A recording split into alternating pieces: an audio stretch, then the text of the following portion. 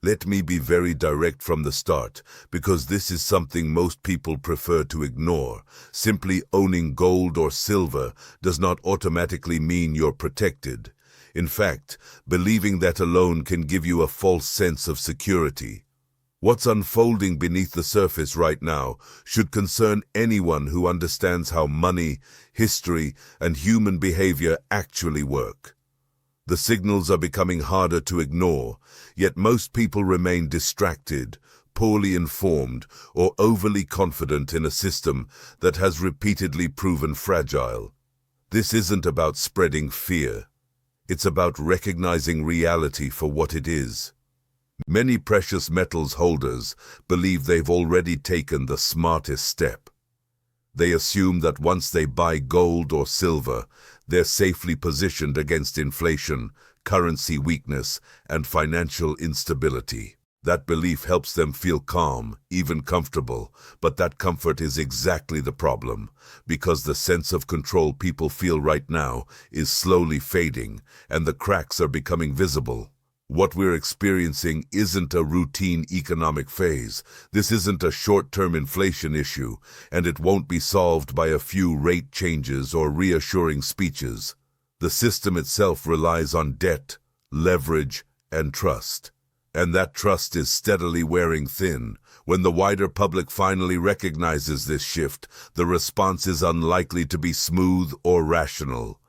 When the shift comes, it won't unfold slowly or neatly.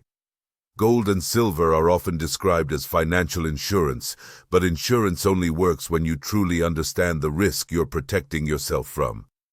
Too many people hold precious metals for reasons that miss the bigger picture. They follow prices obsessively, celebrate short-term rallies, and stress over short-term pullbacks, treating metals like just another trade. That approach completely misses the purpose. The real risk isn't whether gold or silver moves higher or lower tomorrow. The real risk is assuming that owning gold in a statement, a digital balance, or a paper claim provides the same protection as direct ownership. It doesn't. And when financial systems come under pressure, that distinction becomes critical. We now live in a system where paper claims on gold and silver are traded in volumes that far exceed the amount of physical metal that actually exists. This creates a false sense of availability. Prices are driven by contracts and confidence, not by the true supply and demand for physical metal. As long as trust holds, the system appears stable. But once that trust weakens, the structure is exposed for what it is. Multiple claims competing for the same underlying asset. History gives us clear examples of what follows. When confidence fades, rules change. Access becomes restricted. Delays appear. Ownership turns into a legal debate rather than a physical reality. Those who believed they were prepared often realize they were still dependent on the very system they hoped to avoid. What makes this moment especially concerning is the broader backdrop. Governments are burdened by historic levels of debt. Central banks are trapped between difficult choices. Raising rates risks economic strain, while continued money creation fuels longer-term instability.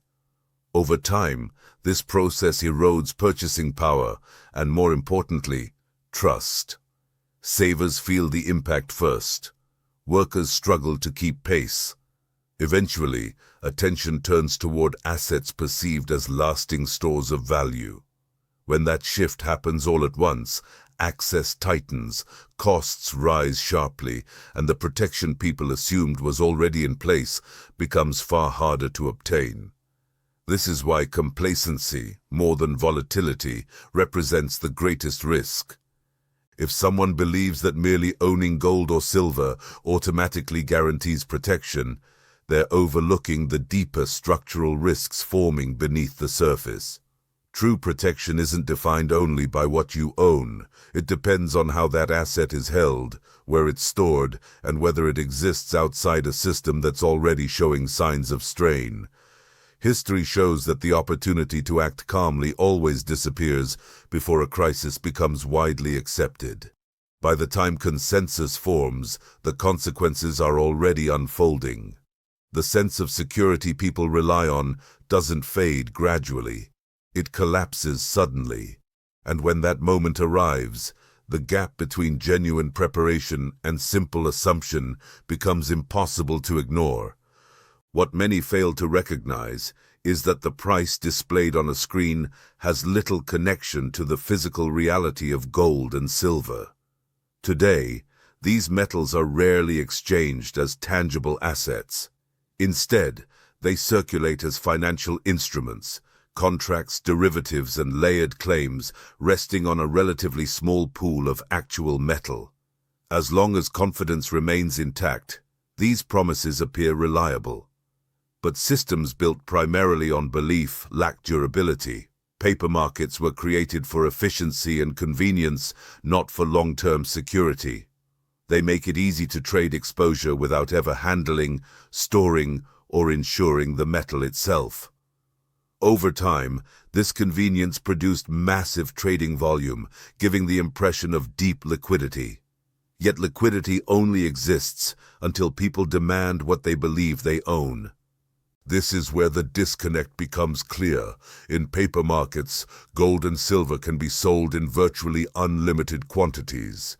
New contracts can be issued instantly, influencing prices without any physical metal ever moving. In contrast, the physical market operates under real constraints. Metal must be extracted, processed, transported, and stored. Supply is limited and slow to respond. When demand rises quickly, physical markets don't adjust at the press of a button. They tighten and stall. This isn't a theoretical concern, it's a structural reality. And most holders of paper-based gold and silver have no practical claim to delivery when it truly matters. Even those who technically qualify for delivery often face restrictions, delays, or forced alternatives when systems come under strain. Physical metal is replaced with cash settlement. Ownership is substituted with promises, and the price discovery process, the very mechanism people rely on to judge value, begins to break down. When that happens, paper prices can decline even as premiums on physical metal surge. Charts suggest weakness, while in the real world, availability tightens. This disconnect confuses investors and reinforces complacency right up until access disappears entirely. The structure survives on a single assumption that most people will never demand the metal itself. As long as gold and silver are treated as abstract financial instruments instead of monetary protection, the system appears functional. But the moment trust erodes, when confidence in currencies, banks, or governments weakens, that assumption collapses, and when it does, it collapses quickly. Paper claims stop behaving like assets and begin acting like liabilities. Institutions move to protect themselves. Rules are applied selectively. Delivery windows close. Redemptions are paused. What once felt like ownership becomes a negotiation. This is not a failure of gold or silver. It is a failure of the paper framework built around them. Physical metal carries no counterparty risk. It doesn't rely on a clearinghouse remaining solvent or a policy decision being honored under pressure. It isn't dependent on digital records or legal promises during a crisis. Its value exists outside the financial system, not inside it. That difference matters more than most people realize. History shows that when monetary systems come under stress, authorities attempt to preserve confidence by managing perception. Reassurances are given. Market signals are highlighted as proof of stability. But markets only function smoothly while trust remains intact. Once confidence erodes, the very mechanisms designed to maintain order begin to amplify disorder. Physical gold and silver don't require belief or permission. They simply exist, and that is precisely why they are inconvenient to centralized control. Paper markets allow leverage, intervention, and influence. Physical metal does not.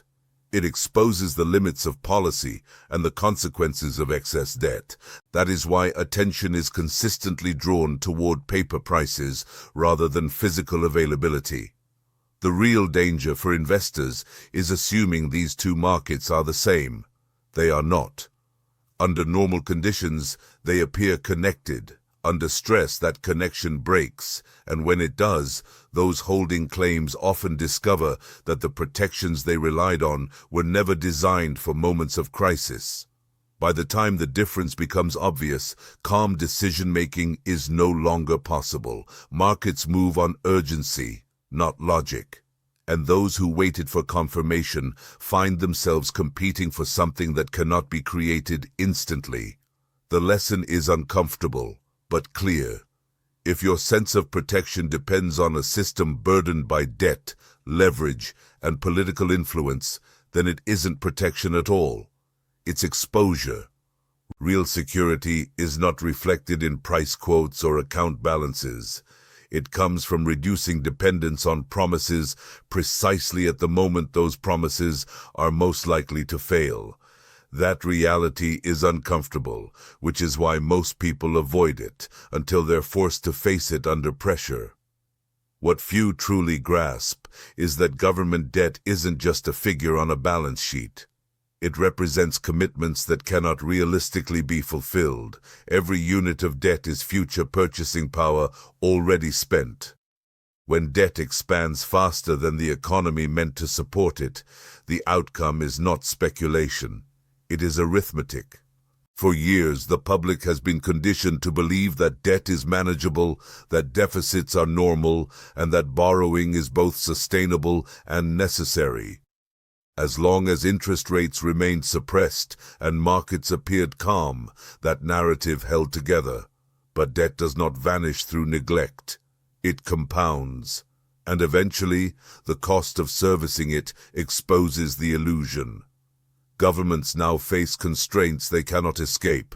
Raising taxes risks stalling economic activity. Cutting spending invites political consequences.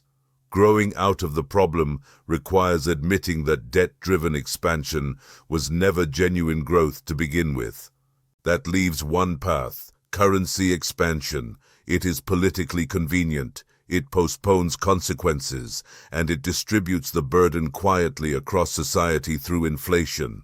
Because most people don't directly connect rising prices to monetary policy, this approach works, for a time. But inflation is not a temporary side effect. It is the predictable outcome of using currency creation as a substitute for fiscal discipline. Once it begins, it reinforces itself. Costs rise, wages lag, savings lose value, confidence weakens, and demand for assets perceived as real increases.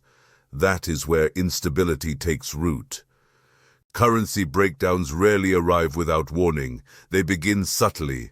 Purchasing power erodes, behavior adjusts, debt increases as households attempt to maintain living standards. Governments respond with stimulus, new programs, and additional promises. Each response deepens the imbalance. Eventually, trust fractures. External creditors reassess risk. Domestic savers seek alternatives. Capital moves defensively. Policymakers insist the shift was unpredictable, even though the signs were visible long before the consequences became unavoidable. At that stage, central banks face a dilemma with no painless resolution. Raising rates threatens a debt crisis. Keeping rates low accelerates inflation. Every option inflicts damage. History is unambiguous here. Fiat currencies fail, not because people stop using them, but because they stop trusting them. Once confidence is gone, regulations cannot restore value. Controls cannot create belief, and force cannot transform unstable money into sound money. What makes the current environment especially fragile is scale. The global system has never been this interconnected, this leveraged, or this dependent on continuous borrowing. When confidence in a major currency weakens, the effects do not remain isolated. They propagate quickly. Ordinary people absorb the cost. Retirement savings decline in real terms. Fixed incomes lose relevance. Years of effort are quietly devalued, not by markets, but by policy. The most damaging consequence of currency failure is not higher prices. It is the destruction of long-term planning. When money cannot hold value, investment slows, productivity declines, decision-making shifts from building towards survival. This is the context in which gold and silver matter, not as vehicles for return, but as measures of truth. They reflect diminishing confidence in paper obligations. They reveal the cost of governance built on debt rather than restraint. Monetary systems rarely collapse from a single decision. They fail through accumulation. Small compromises aligned in one direction.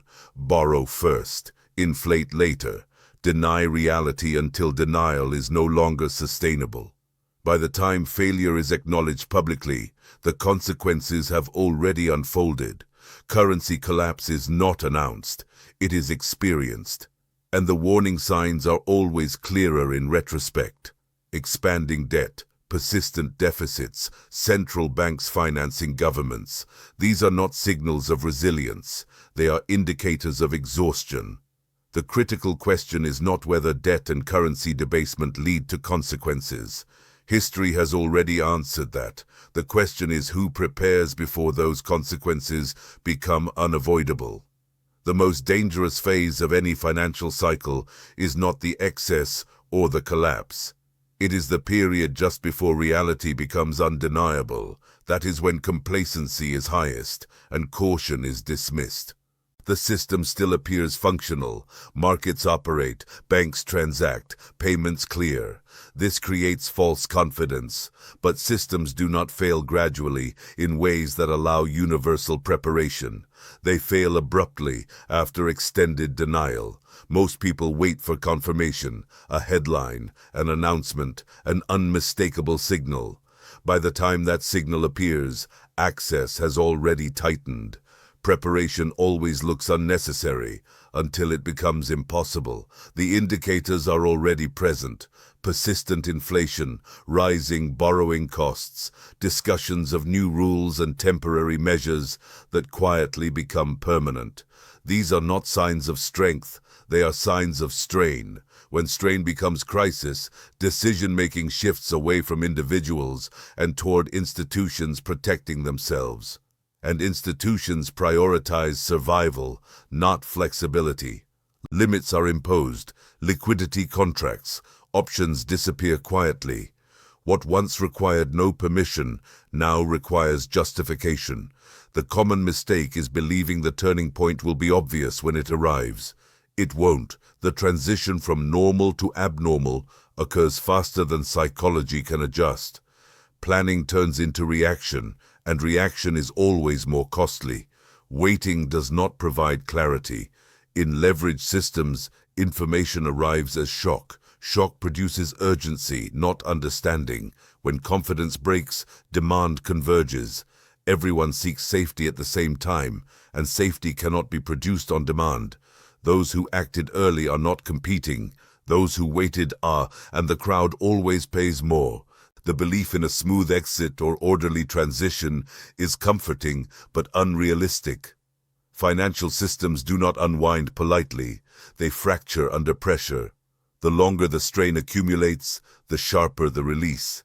The window to act closes quietly, not through a single event, but through accumulated stress.